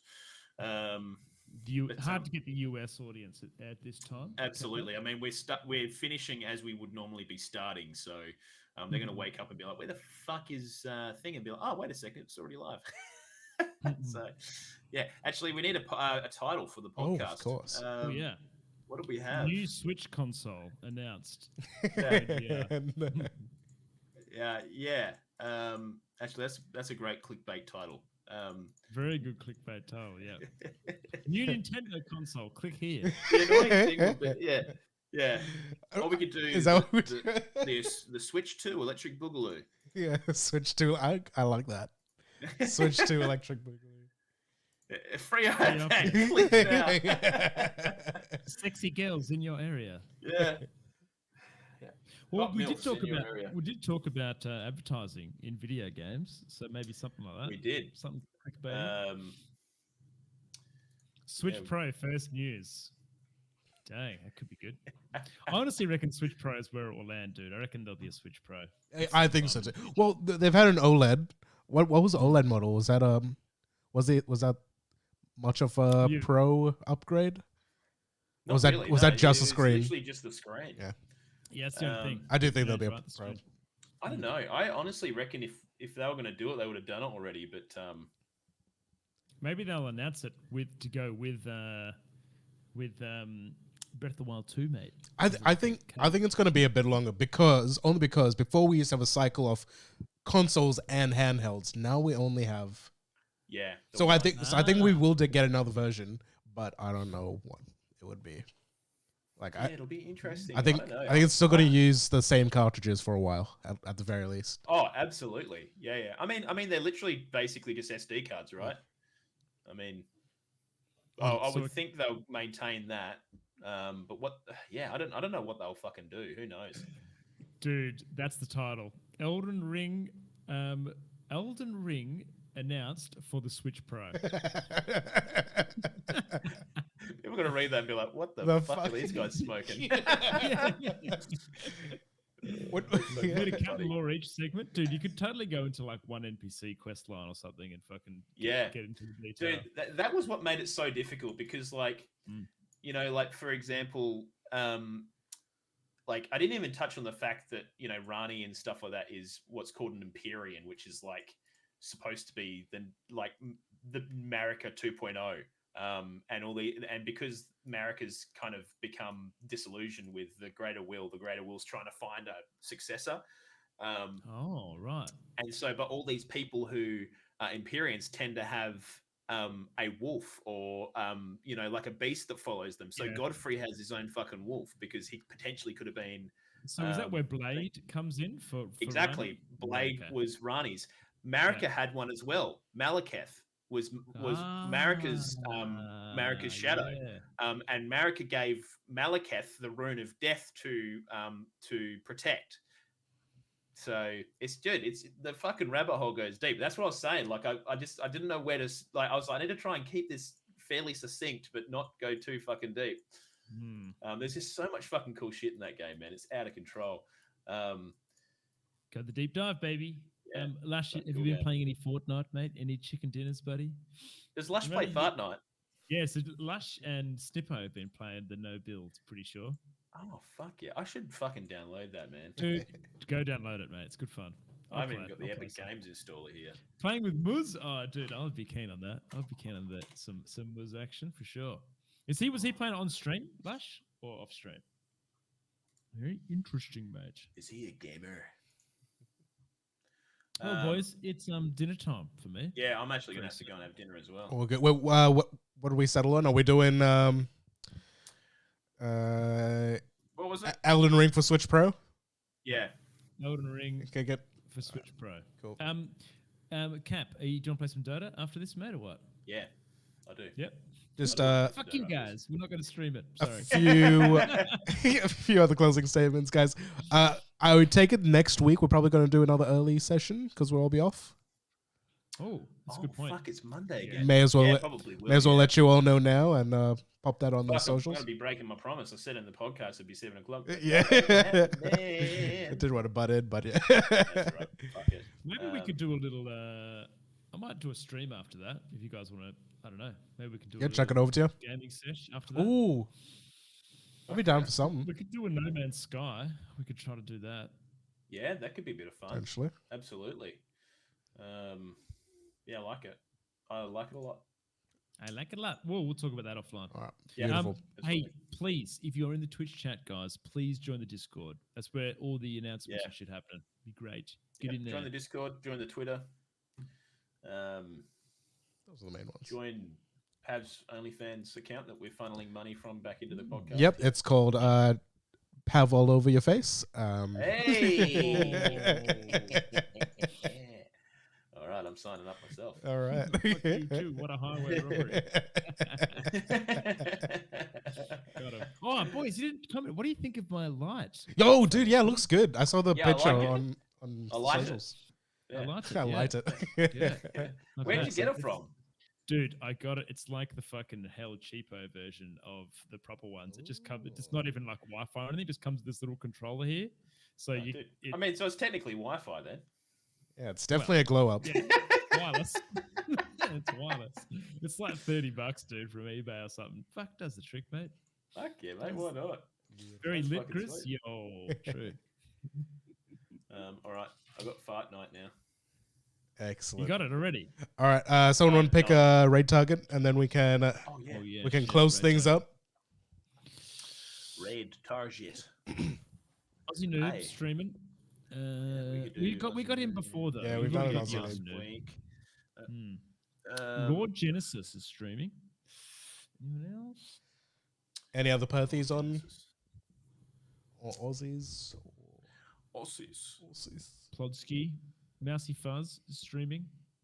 Mousy Fuzz is great. I don't know you guys know her. She's awesome. She's a VTuber. What's she streaming? StarCraft 2. Oh yeah. I'm easy, boys. Whatever you guys. Let's do that then.